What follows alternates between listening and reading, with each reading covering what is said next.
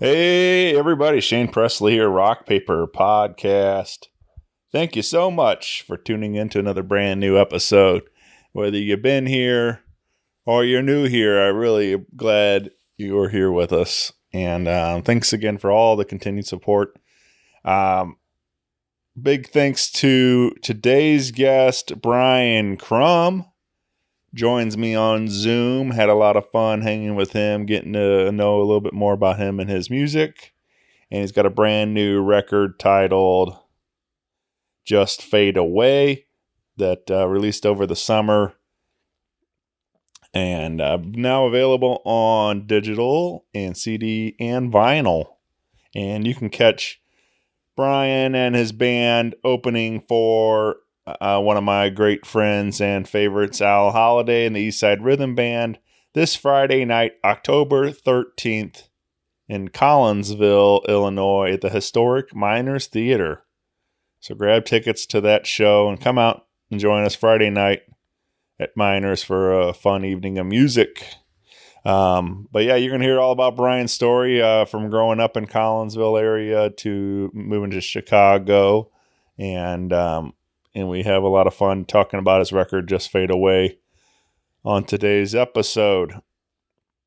Again, I do want to remind you, as always, Rock Paper Podcast is brought to you by Friendship Brewing Company in Wentzville, Missouri, serving up all your craft beer needs. Over 25 rotating taps over there, so they sure to have a beverage just right for you.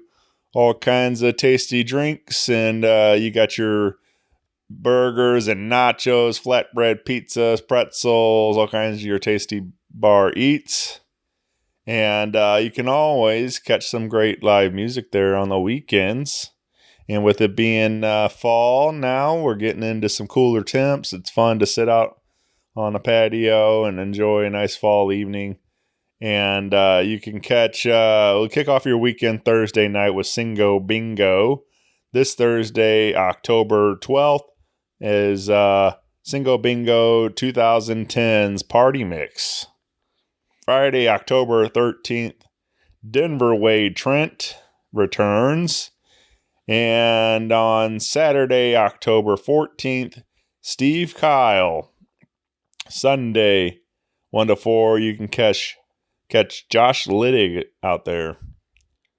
And you've been hearing me talk about it on the show, but recently launched a brand new location, a bigger location, just outside of Wentzville in Flint Hill, Missouri, calling it the Fly High location. And you can come out there get the same great beers, a whole different dining experience in their Fly High kitchen. A lot of great food also coming out of there. So come on by and see what's happening in Flint Hill, Missouri. This weekend, you got Friday, James Birtles on Friday the 13th. And Saturday, Corey Clapper returns Saturday, October 14th. You can find their full concert calendar, beer menu, food menu, and everything else at friendshipbrewingcompany.com. Get plugged in on the socials, Facebook and Instagram. And come out and support some great local beer at Friendship Brewing Company. And if you need anything from me, of course, you can always find me at rockpaperpodcast.com. Hit me up on the socials. Email me, rockpaperpodcast@gmail.com. I would love to hear from you. And with that out of the way, sit back, relax, and enjoy a brand new episode with Brian Krumm. The podcast is kind of like it's like a radio show that's not on the radio. It's on the internet. Does that make sense? Uh-huh. Yeah. That's also like my mom. It makes it sound more confusing, doesn't it? It sounds like this. Rock Paper Podcast. Scissors beat paper, paper covers rock. Rock beats scissors, Shane covers non-stop. Never know what new kind of guest that he's got coming at you. Live and direct on the spot. Could be rock, folk, country, or hip-hop, jazz. All kind of folks that he has. Could be an artist or a comedian to make you laugh on the Rock Paper Podcast. double-decker fudge round, rolling round town. Coming at you live and direct from ground zero. He's your hero, he's your bestie. Rock Paper Podcast with Shane Presley.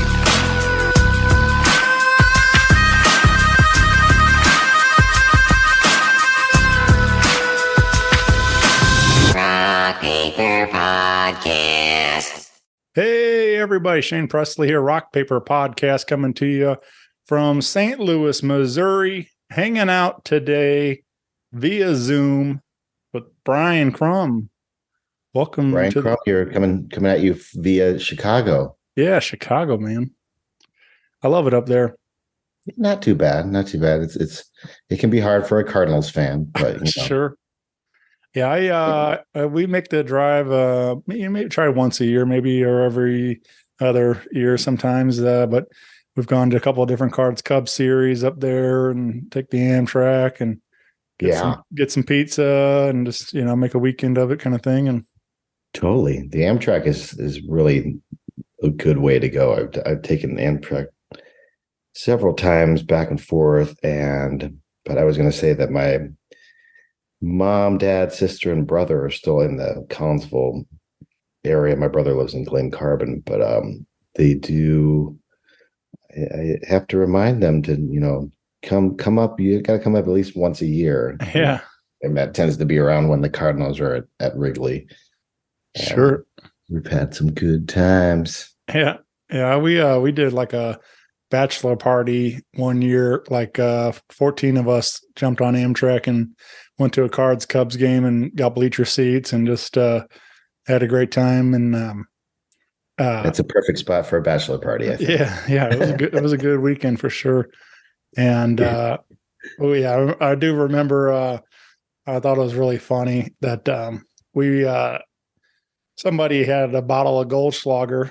Amtrak allows you from to, the past. Yeah, Amtrak allows you to drink on the train, and but the guys popped open this bottle of Goldschlager and started passing it back and forth across the aisles, and they're like, "Hey, you can drink, you just can't drink like that." Like, they didn't can't bring your own booze on the train. Or you could. I think you could have beer and liquor, but they didn't want us all passing around a bottle like that. So. Anyway, apparently that's frowned upon on Amtrak. So how dare they frown upon something like that? Right. But that was quite the experience, though, for sure. You said, but we're drinking liquid gold. Yeah, right. Royalty. We deserve to be able to pass it wherever we want to. Yeah. So you mentioned Collinsville. That's was home. Yes. You said most of your youth. That is where I grew up. Yeah, from age 0 to age 17. Before I went to college at the U of I in Champaign, Urbana. And I also have a sweet spot in my heart for Collinsville, and that's why I'm super excited to be playing at the Miners Theater right there on Main Street, because that place has a lot of memories for me. Going all the way back to seeing Star Wars when it first came out in the 70s. Yeah. I remember going there, seeing it back when Star Wars came out. It was like, it wasn't if you have seen it yet, it's how many times have you seen it, Right. So this was 1978, I think. And then, my band in Champaign was called the Suede Chain.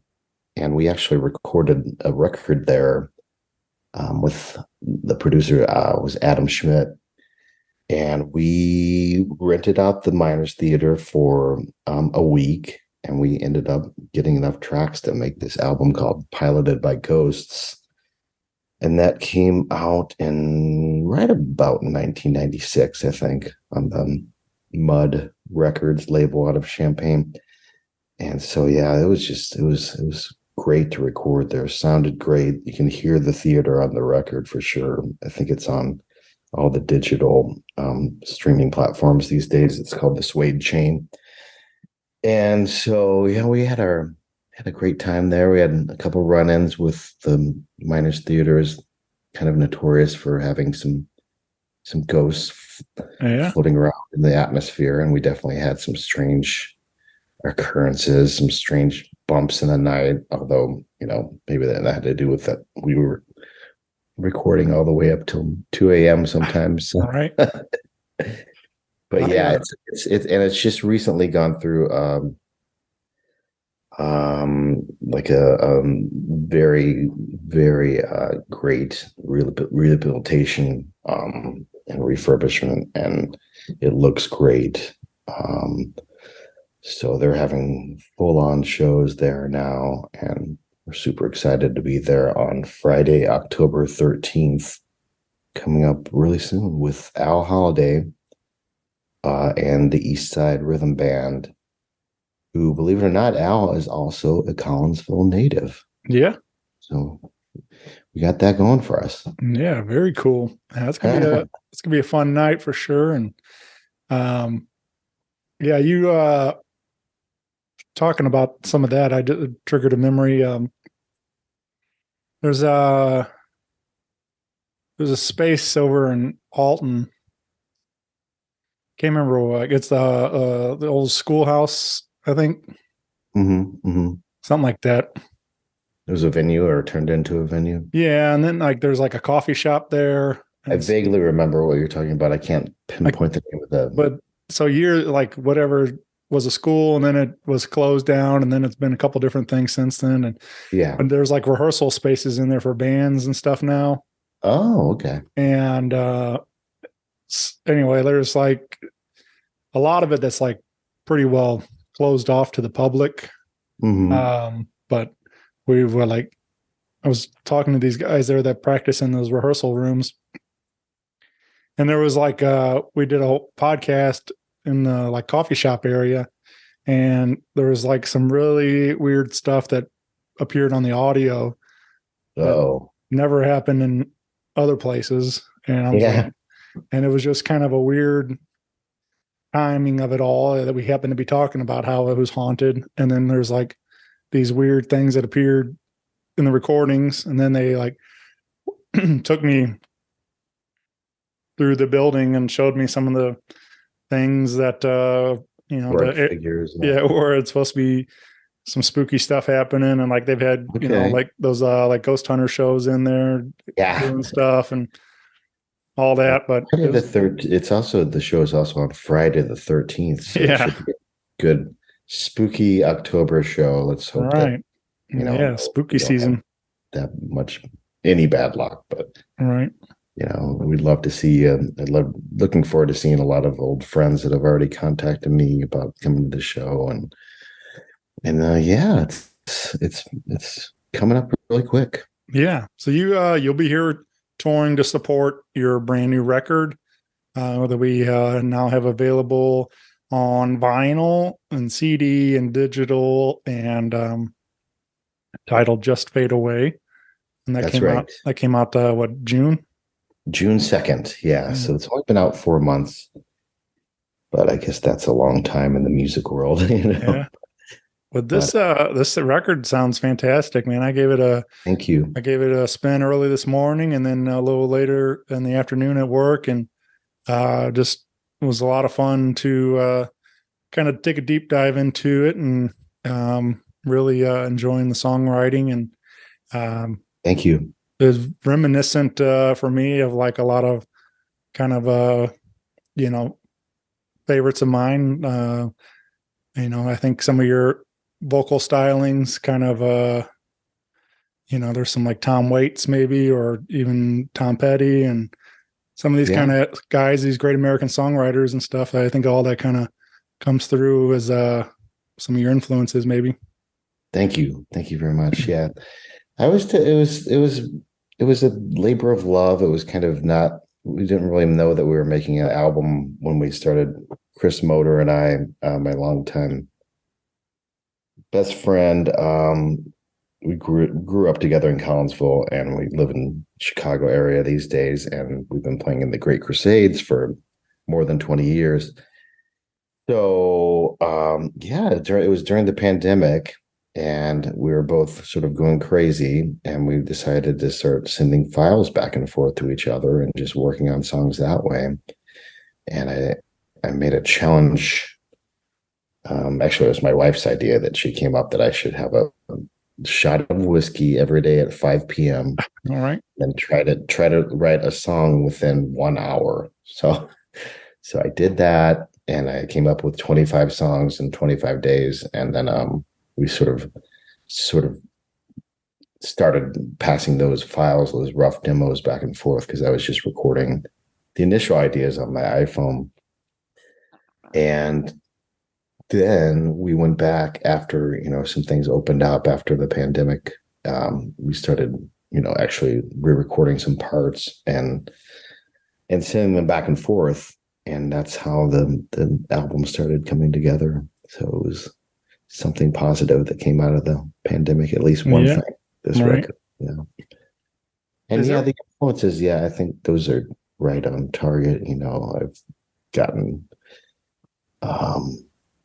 comparisons with Waits over the years, and then I think this record has a little bit more Warren Zevon influence, maybe some Dylan.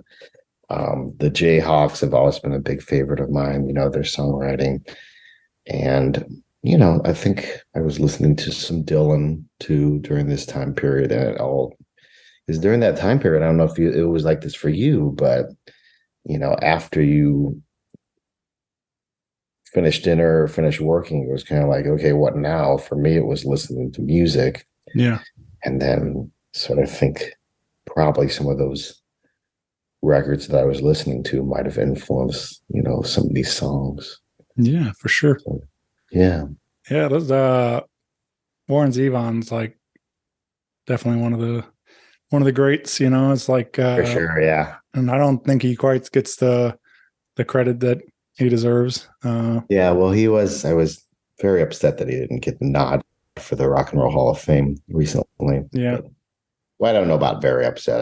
I was disappointed. Sure. I was going for him. I was voting for him on the popular vote, and my wife actually bought me a membership to the Rock and Roll Hall of Fame, because it was said that if you had the membership, you could buy tickets, when for the ceremony at a cheaper rate, or be guaranteed to get tickets. And so I was like, oh, that's such a nice birthday present. And then we went ahead and we heard that Warren wasn't going to be inducted, but we went ahead and bought tickets anyway. So we're going out there.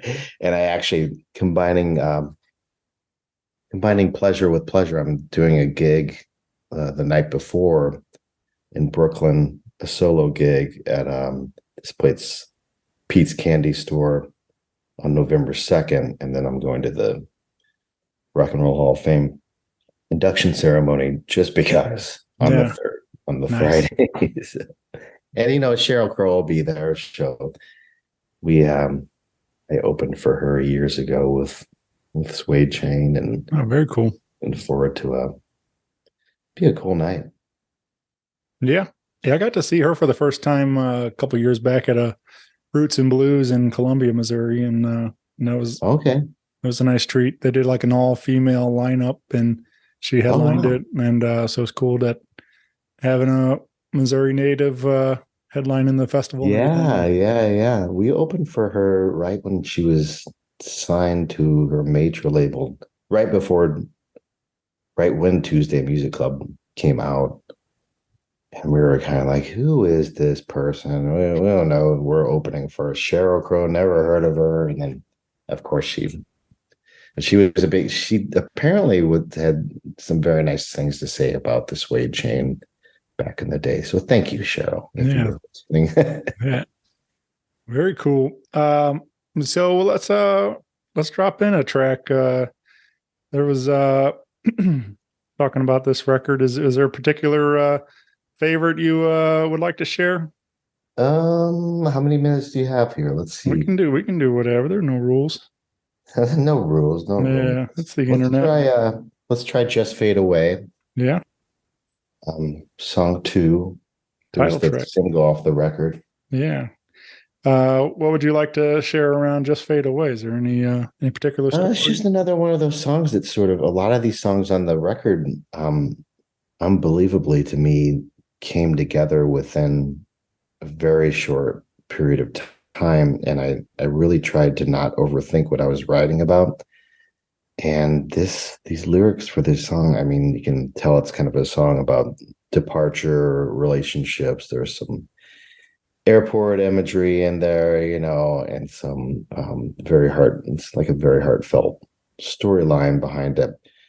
But after, as was the case with a lot of the songs on the record, I just kept writing and almost wrote past the end of the song, sometimes unbeknownst to me. But then I would go back and say, wow, I guess there is a song here. And I only spent, 45 minutes or an hour to try to get down the basic gist of it, and a lot of times I got lucky. And this was one of those songs that got lucky with. And I think it's, a great tune sonically, and the singer, Jessie Hotelling, she sang on a few songs on the record. Really dig her vocals. And then Brian Wilkie from the Chicago area, sort of a master and an old friend from the Champagne days, plays pedal steel. And I just really loved how the song came together. Yeah, man. I loved you when no one else would, and I loved you when no one else could.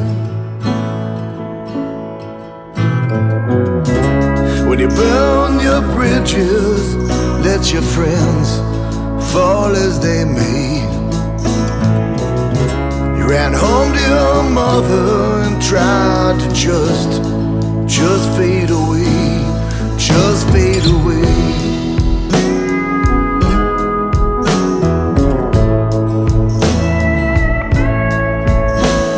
You never even once laughed at my jokes, because you didn't think of them first. You earned your right to be shaded.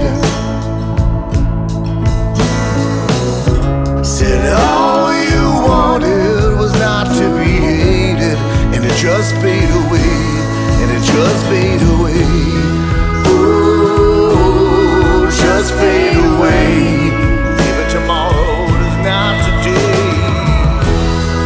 Ooh, just fade away. Never forget what you had to say. Ooh, just fade away. Maybe tomorrow is not today. Ooh, just fade away.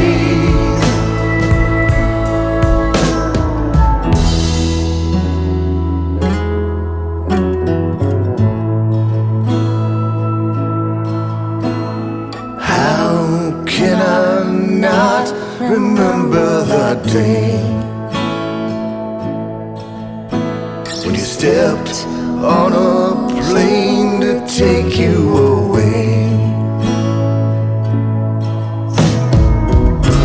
It was easy to escape in the clouds up above. You just didn't know how to be in love, had to just fade away. Ooh, just fade away.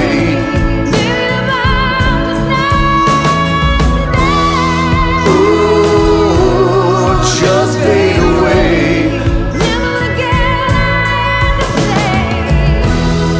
Ooh, just fade away.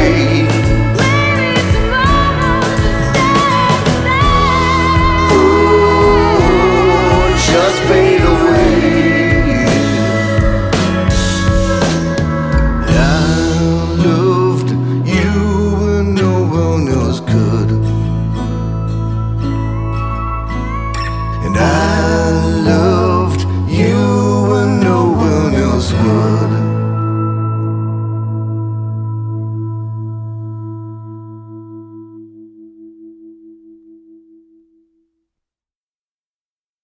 You mentioned earlier too, like kind of getting some of the demos, like on your iPhone, and you know these kind of recordings. Did that? I can't remember the title or the track, but it sounds like it kind of like shifts at the end of the song, and like it might be part of the demo on that recording. Is that a case? There's a few songs, that do feature some sort of field recordings from a lack of a better term, but I know I did some recording at but I think those were all recorded before those were all just things that I had in my back pocket that I was like, you know, this recording of a packed bar room with just people talking super loud appeared on the song Stagger Inn, and then a recording of Robin outside my house ended up on a song called Good Times Not the Bad. And so there's, you know, Chris Motor, I think, did an amazing job sort of pulling some sound elements in like that were a little bit unexpected, but definitely a lot of atmosphere to a couple of the tunes. Yeah, I enjoyed it a lot. I thought it was cool to incorporate those in there.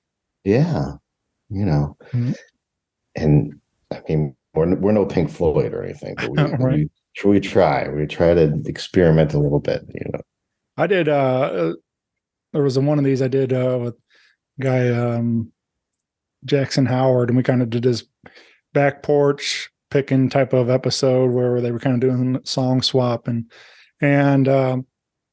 he was singing a song about, you know, going into the woods and his little hideaway. It was the title of the song, and it was just I had this Blue Yeti tabletop microphone, just omnidirectional, and it kind of just picked up a lot of sounds of the bugs and stuff that were you know, on the patio, and it was such a really cool moment capturing it live. And then he goes into the studio, and I don't know that particular recording influenced it, but he incorporated a bunch of like bug sound effects on his album recording too. So cool. it was just a kind of a neat moment for me, like that on this like random live recording that we got up pretty close to what his record almost sounds like it. So it was kind of a similar, you know, thing that you incorporated some of that to your actual record and stuff. But so yeah, I've always been a big fan of bands that do that, sort of go outside the norm and, you know, play songs that you might hear in everyday life. It's not all about just what you hear in the studio. You know, if you're an actual human being walking around the city or whatever, the country or you hear lots of different things. So yeah, it was cool to hear a little nod to Stagger Inn.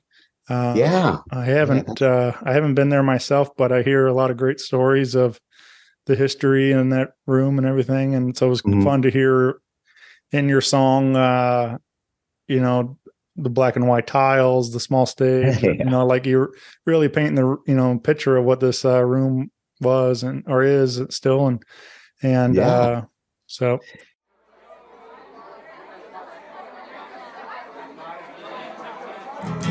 Sitting back here before the show,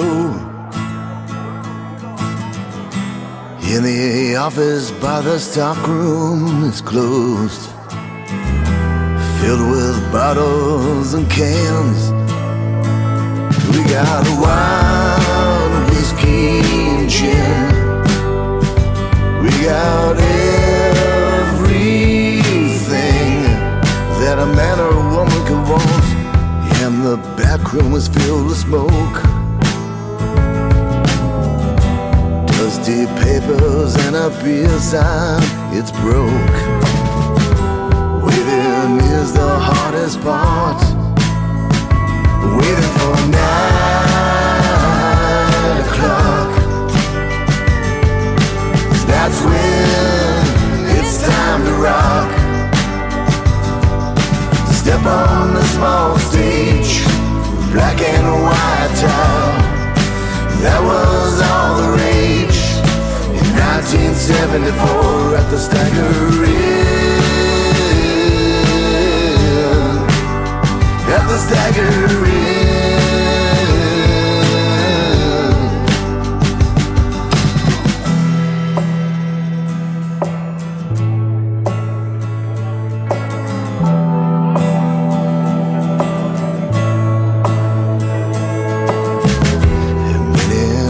I stole a kiss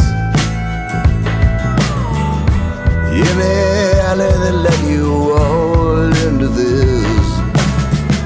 Stepped inside the swinging doors. Waiting is the hardest part, for sure. Waiting for 9 o'clock, 'cause that's when it's time to rock. Step on the small stage with black and white towel.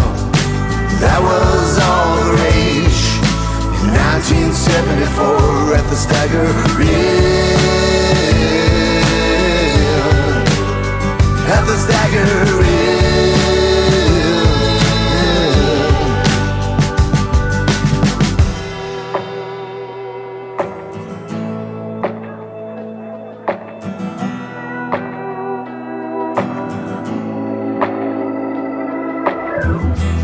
And I guess I'll see you again. I'll never take you for granted, my friend. To hear the sounds of anyone, hear the sounds of everyone. Waiting for 9 o'clock, 'cause that's when it's time to rock. Step on the small stage with black and white towel. That was all the rage in 1974 at the Stagger Inn. At the Stagger Inn.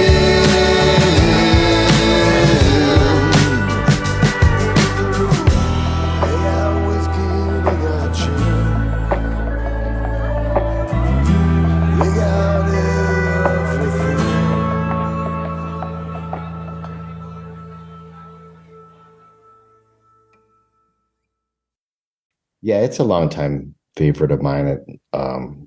It's definitely, I think, one of the centers of the universe in general. You know, whenever you go in there, it's like you just feel a great vibe. You know, I've always loved the Stagger Inn, and I've played there, you know, many times, and every time I've played there, it's just been a great experience. Not only the performance, but you know, just the whole night. Usually, you know, it's Right. like, Yeah, I highly recommend, if you're in the Edwardsville area, to check out the Stagger Inn again. yeah. I think I can recall Dana, Michael Anderson, sharing some stories. And I think he ran a open mic there for a long time, and Absolutely, yeah. doing so there's a lot of kind of legendary stories about him and playing that room and stuff. And Yeah, and Dana actually sang on the record on the song called Never Do As I'm Told. He does background vocals on that, and I'm still super sad that he's not with us anymore, you know, and I miss him terribly. For sure. And I know a lot of people do too, you know. But yeah, he definitely had a connection with the Stagger. I know that they did a tribute show to him shortly after he left us. And we're also doing, I'm also involved in a show on the 25th of November down in Granite City. We're going to do a tribute show to Dana at a new venue called The Mill. And it's in Granite City. His brother JB helped design this space, and that's actually only about 2 or 3 blocks away from where his family grew up. So it's a very appropriate setting, you know. And yes, please listen to Dana and Michael Anderson's music. Yeah. And do it often, because he was not only a great friend of mine, but an amazing songwriter. I got a chance to tour with, he came over to tour with the Great Crusades. It was a while ago in the 2000s, but he just would win over the crowd, let me tell you, every night. And sometimes he would even come out after we were done and we were tearing down our amps and guitars and stuff, and Dana would come out and play it just acoustic with no PA or anything, and people would gather around and just loved him, you know. And yeah, so I will miss him for sure. For sure, yeah. But come by that November 25th show, Saturday, November 25th, the Mill in Granite City, and I know that we're going to play. A big group of people will be there, and we'll play not only some covers that he liked to do, but also, I'm assuming, several of his original songs, which are great. Yeah, you know. Yeah, we hung out. I don't know, it was like spring. Can't remember exactly when we've recorded it. Maybe even whatever. Yeah, it was a great episode. What's that? A great episode. Yeah, but that was the episode was a real treat for me to sit down with him and like capture that. And I reshared it after he passed, because I was like, man, like, I know it's a super sad, but it's like I always like having these moments like where you can hear him passionate about his stuff and his music and songwriting and helping others and all these things. A much happier time. Yeah, for sure. And he was actually supposed to come up here in October on the 15th, at the end of our tour. So I'm sure we'll play like one of his tunes at that show, the Montrose Saloon, in October. That's October 15th. So we're starting out in Indianapolis on the 12th, the 11th, Indianapolis at the Melody Inn. And then the next night we play Nashville at the 5 Spot. And then we're on to Collinsville, the big city of Collinsville, on Friday the 13th. And then appearance at the Champaign-Urbana Roots and Folk Festival on the 14th. And then back in Chicago on the 15th. So nice. And you can find all the details at briankrumm.com. That's right. Yep. That's right. Get plugged in on Facebook and Instagram for more info. Yeah. And like I said, the album, Just Fade Away, streaming on all your favorite platforms and also available on LP and CD. So you can pick that up at any of the shows coming up too. Yeah. And Pravda Music is the site, pravdamusic.com. The record label is Pravda Records, great Chicago label. They've been putting out some stellar releases these days. So very nice. Check them out too. Yeah. I wanted to highlight one more tune. And it just, I felt connected to it because it's how I feel. But back in my old neighborhood, I still live in my old neighborhood, but I think about it a lot, because like it is very much changed from when I was a kid. So it's like, for me, I kind of have similar conversations as I'm going through town. I'm like, this is where, this is what this used to be, or, this, how the way I remember my town, even though it's much different today. But so it was fun to hear this, the kind of this song, how you're kind of telling that story. Yeah, well, thank you. Back in my old neighborhood, back in my old neighborhood, nothing much has changed except for me. Back in my old neighborhood, back in my old neighborhood. Nothing much has changed as far as I can see. There's the corner shop where I used to buy us wine. There's the bars and restaurants, so fine.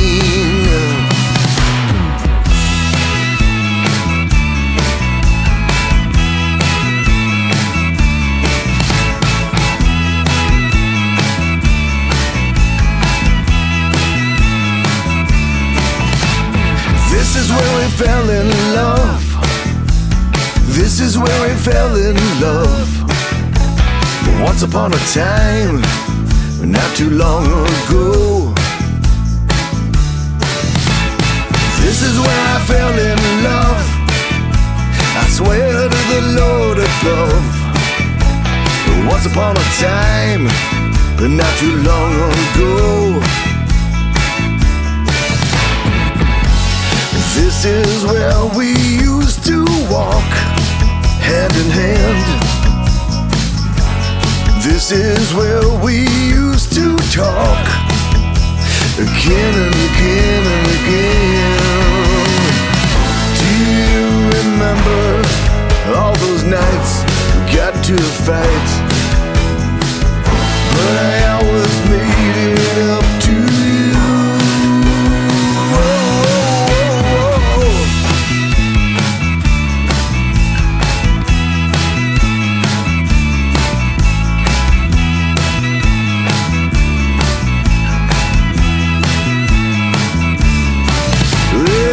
In my own neighborhood, where I thought I could rule the world, nothing ever seemed to get me down. Yeah, back in my own neighborhood, where I thought I could change the world, nothing ever seemed to get me down.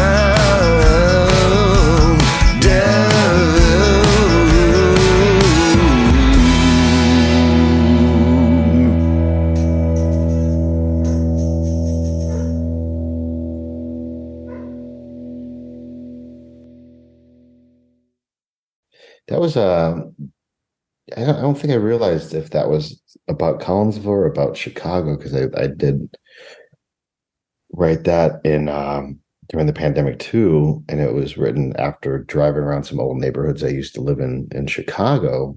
But then other people have told me, "Oh, that song that you wrote about Collinsville," right? So, well, yeah, sure, why not? That's what it's about, you know. Yeah. But I think I dug that song too. It's like a little bit of Robin Hitchcock influence on that one, and you know, just really fun keyboard part by Chris Motor, and Brian Leach sings on it, and his guitar, and you know, so it's a cool little tune. Yeah, Glad you liked it. Yeah, for sure. Yeah, really. I mean, like I said, the whole record sounds great. Sonically, you know, sounds fantastic. I really enjoy the songwriting a lot too. That's something I really dive into, lyrics a lot, and so it was fun to give this a listen, man. You know, we've only been friendly for a little while via the internet, so I wasn't as familiar with some of your work, but I definitely want to go back and check out some more of the Great Crusades and Suede Chain. So sure. Check out some of the other previous work. Yeah, and we're in the process of the Great Crusades put out 9 records over the years, so most of them are available on you know, Apple Music or streaming services or whatever. But there's a few that are still out there that we're in the process of remastering and making available online. So we're gonna put the whole damn back catalog out there. Yeah. Do you do those kind of things trip you out a little bit when you hear like the numbers, like when they're like, it's been 10 years since this record or whatever, you know, those milestone kind of numbers like that? Yeah, a little bit. It's more like for me, it's more specific songs. When I hear back, remastering a song that we, recorded in, let's say, the year 2000 or something. It's like, wow, what was that person going through writing those lyrics? And and it brings, it goes all the way from the, beginning of that band all the way up to their last record, I think we put out in 2017. And so there's certain songs that are kind of, it's actually a good way for me to remember lyrics sometimes when I'm playing live, is like to sort of imagine the story that I'm telling in my head, and then the lyrics sort of go along with that. So, but I'm definitely proud of the work that we did with the Great Crusades, and I'm sure that we'll do another album in the future, not only for mainly, a very good reason is to have 10 albums instead of 9, because 10 sounds a lot better. Sure. I do think that stuff's like, it's kind of fun to see when they kind of come full circle. There's a lot of groups that decide to get back together and play, and then all of a sudden they're like doing bigger shows today than they were then, or it's just like obviously like a group like they're big deal, but like Hall & Oates are doing like arenas, and they were never that big when they were hitting it early, but then all of a sudden, like now that there's like a resurgence for this music and stuff, and they talk about how like now the people that grew up with them, now they have kids and they're bringing their kids to shows and that type of stuff. Like, so it becomes a generational thing after so long. And, right. So that's all, it's kind of funny how music just, keeps going on like that. Yeah, for sure. I mean, it's the very common language, it's something that moves people and gives people joy. So that if I've brought anybody, a feeling of that over the years, I think it's worth the effort that I put into it. It's like, or just to affect your day or tell you a story or, put you in a certain mood. I think is when people share that with me, that they felt that after, listening to my music or seeing one of my shows. It's always a joyous feeling for me. It makes it worth, doing it still to this day. Yeah. For sure. Yeah. You said doing a shot a day and writing a song, to create this record. Do you think like that's a pretty good writing practice, or is that just what's worked for you? Then no, I don't think it's I just think it's funny when people do find those like little challenges or something to like kind of spark writing, but I think writing every day is a good practice for sure. Writing every day, for the shot a day. Yeah, right. Necessary. But hey, it was the middle of the pandemic and I was what else are you going to do? Going crazy. But no, I think that it is important for artists, I think, to set aside time, for sure, it just, even a half an hour a day just to try to work on stuff really keeps you in a good spot, musicianship wise, and especially if you're a songwriter, it's like really important to just try to write down a few lines a day, which I have not been doing that much lately. I've been getting ready for this tour. So. Yeah. What is there a song you wish you wrote? Like, is there a certain somebody's you heard you were like, man, I wish that was on my record? Good question. I mean, I know some of my favorite songs that I wish I would have written any of Buddy Holly's songs. One of my dad's favorites is Oh Boy. That would have been amazing to write that song. Heartbeat would have been amazing to write that song. I really love the song Last Leaf by Tom Waits. That would have been an amazing song to write. But no one can really match Mr. Waits. And delivering the song, not only do you have to write it, but you have to deliver it like Tom Waits does, and I don't know. Maybe something from there's a shit ton of Bob Dylan songs. I'm sure would have, but just because the lyrics are so amazing. Maybe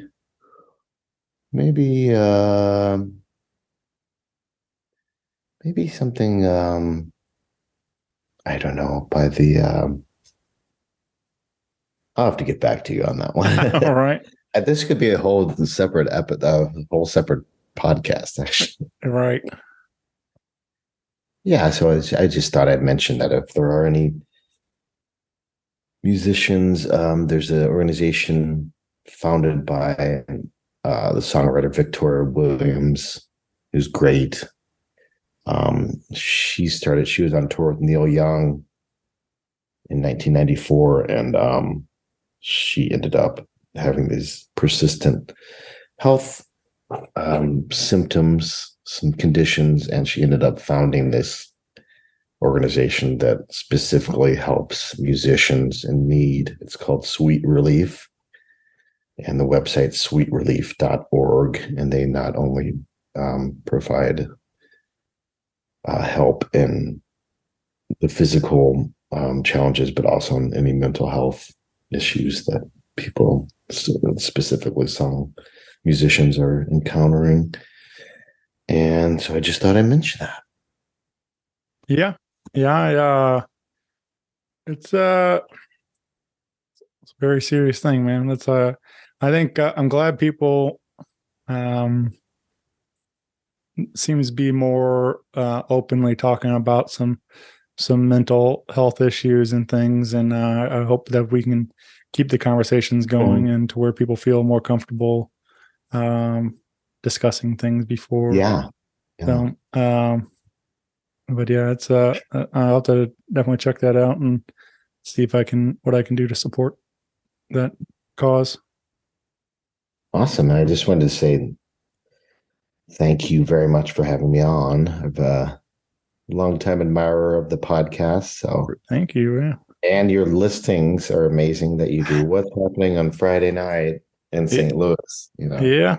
I'm trying to do my part to support the community. And no, that's awesome. And I know how much work that is. I used to do similar things for some newspapers I used to work for back in the day. And it's a lot more work than you would think. Yeah. That's kind of the thing. I was kind of doing it, hoping that I started putting, brought to you by Rock Paper Podcast, hoping that maybe somebody would like the way that looked and wanted to, hire me to do that for them or that kind of sense. But hasn't really happened yet. So I just keep doing it on my own Facebook. And but there you go.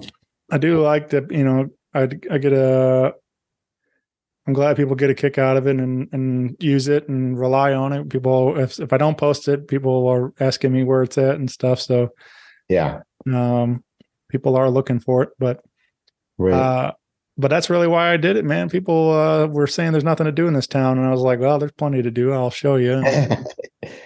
Yeah. I was going to mention that on November 15th, it's the last residency show at this place called the Montrose Saloon in Chicago. And I have two singer-songwriters from the St. Louis area, Ian Leith and Pierce Krask, are both going to be joining me. And we're actually going to be featuring at least a couple tunes from St. Louis artists on that night, November 15th at the Montrose Saloon. I'll also be on WGN TV that day in the midday show. Nice. So that'll be a full day. Yeah, I like Pierce a lot. He's a really talented guy. Yeah. We hung out a little while back, and I'm not as familiar with Ian. I'll have to definitely check him out. Yeah, please do. And the only last show I was going to mention is November 18th at Martyrs in Chicago. Yeah.